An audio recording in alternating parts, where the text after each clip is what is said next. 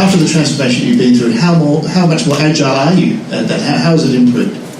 So I think it's hard to say how much more agile we are, but I will say that before we started this transformation, when we're on the AS400, we don't have an ERP system, right? So we have sales order entry, warehousing on an AS400. We have a financial ledger on some local piece of software. Now we have visibility into our end-to-end processes the whole way through. So from order to cash, right?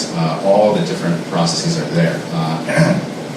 So that's one thing we have. The other thing we have is basically now that we can collect data and analyze it, we started doing some business process re-engineering based on looking at this and saying, where are the bottlenecks in our processes, right? And so one of the ways that updating our architecture also helps is that we can start to deploy applications more frequently, right? So with cloud that we set up on-prem, now we're able to do some of these basically DevOps, right? So we have developers writing code, checking it in. It automatically gets compiled, deployed, and tested these days. This is not happening with all enterprise applications, of course, but we have pockets of this starting, right? Alex, can I bring you in here? Hubert mentioned the cloud. That's obviously been a big factor in digital transformation and architecture over the last few years. But what's your verdict on how successful it's been? I mean, there have been some drawbacks, and companies do need to pay attention to balancing public and private and creating a bit of a hybrid model. Would you say? I think that's quite true because a lot of there's been a lot of sort of hype about cloud and get your workloads into cloud, but the reality is the cloud is a fantastic way to speed up the process. I think the agility of cloud gives you the opportunity to spin up workloads, run through test cycles and deploy stuff very quickly. But at the same time, you've got the challenges of security, of making sure that all those endpoints are secure, that you don't have any sort of leakage of data and things like that. When you put stuff into the cloud, it's very easy to get stuff into the cloud, but when you want to get it out of the cloud, it costs you money. The egress charges getting stuff out are very high. So I think enterprises go through this experience of sometimes throwing stuff in, and the problem is that they often make the same mistakes putting stuff into the public cloud as they do in their own sort of monolithic IT structures internally. Cloud is all about basically developing a different way of doing things. So the problem is they try to apply old school IT in the cloud. They try to build the same VMs and lock down VMs with hardening and security as a unit, rather than look at sort of containerization as an example of getting away from that locked in infrastructure. And I think the evolution now is looking at infrastructure as code, where the application is expanding and it's putting in this agility to be able to expand when it needs to and contract when it needs to. That's really where it's headed. But it's an evolutionary process that people go through. So I've seen organisations say, okay, well, I just came back from Australia and there was a very large organisation. They've got 1,700 retail outlets. And they had this. They said we're going to go cloud. So they said first cloud strategists. They put a lot of stuff into the cloud, and then afterwards, everyone's throwing things into the cloud. They realised that actually the cost has gone ballooning because they didn't really calculate how much it was. It was easy to get it in there, but then people have set up VPCs and the bespoke connections, and then when they add it all up, it's a spaghetti in the cloud. That they've sort of created, and then they realise now they have to go back and sort of untangle that and build some structures and a smart way of doing it. Is it about balancing agility with cost?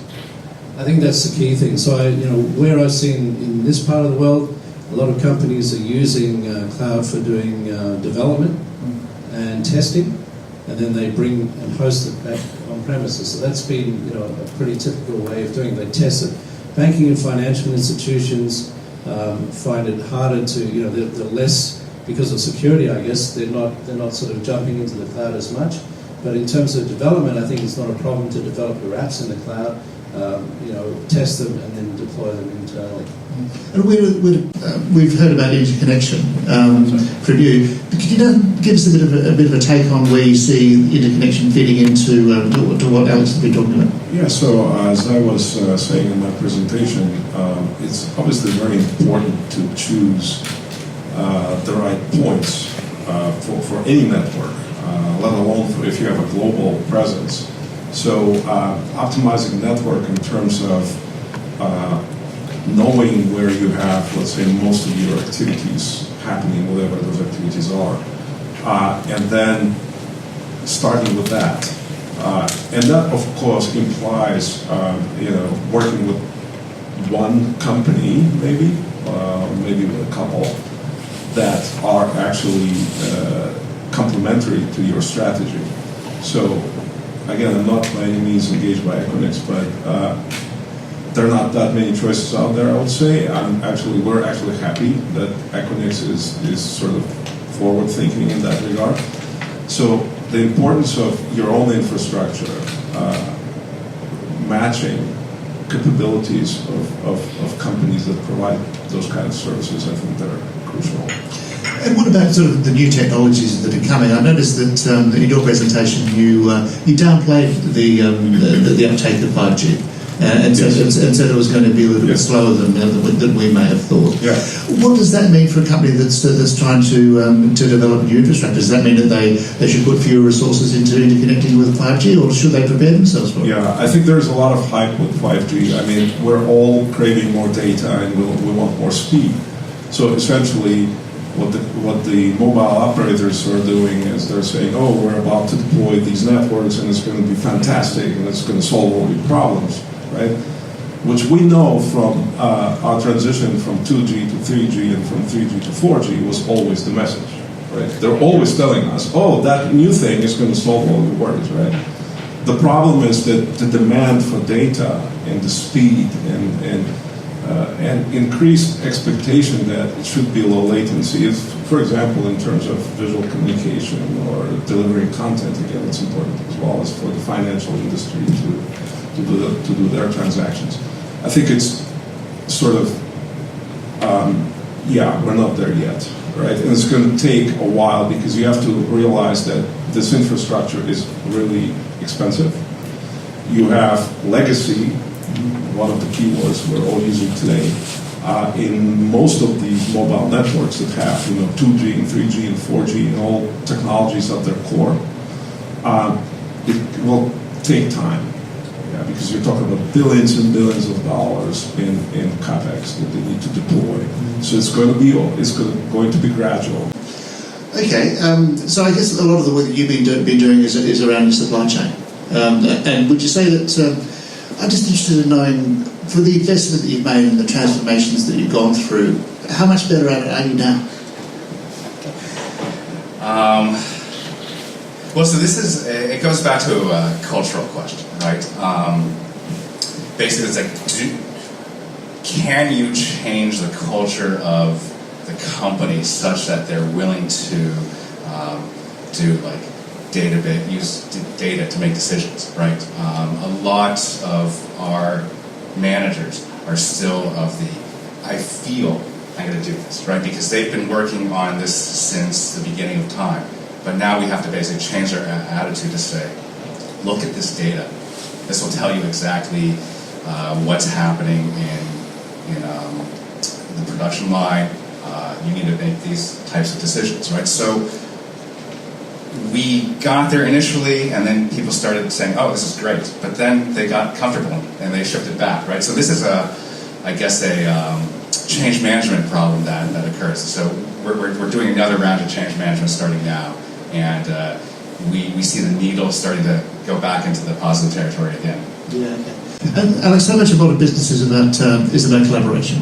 The idea of the monolithic corporation, a law unto itself with huge mainframes on premises, that's over. But how quickly are organisations, particularly established ones, adapting to this new infrastructure? Are they keeping up with the demands that the business is making of them to change? I think it depends on the organisation because you'll find that more consumer-orientated organisations, they have to change if they want to remain relevant and keep the market share. It depends on the vertical, because each vertical there's different sort of different, I guess, aspects which determine how they approach the technology stack. And I think what we're seeing is that the rate of change and the rate of digital adoption and the things that are moving a lot faster. Consumers are demanding a lot faster, more cooler apps, faster response times. So the speed of change is much faster. So organisations have to stay relevant. They have to think of how do I transform as an organisation based from the back end systems that they're using in terms of the interface systems that they have with their customers. So it's an end-to-end thing. You've got to, as we heard from the main tracks, it's a cultural change. Traditional IT is just not being able to transform fast enough to support the business, because you've got senior management saying we've got to transform, digital has to come in, we've got to do, revolutionise how we do the business. But the trouble is that IT, because we're stuck with siloed information stacks, everything is in different compartments and it's hard to share that information. I think that's the challenge a lot of organisations face. But cloud has provided some ways in which we can obviously spin up machines and analyse stuff quicker and use all the stuff that Google's doing a lot with AI and analytics. And I think that's going to change the way we do business, because it's not about having monolithic data sets anymore. It's about how can I utilise that data into another pool of data resources that I can draw from, plus other overlays of data that I can analyse to get meaningful information that I can help to target my users or target customers better or interact with my business partners better. But that's essentially what's happening.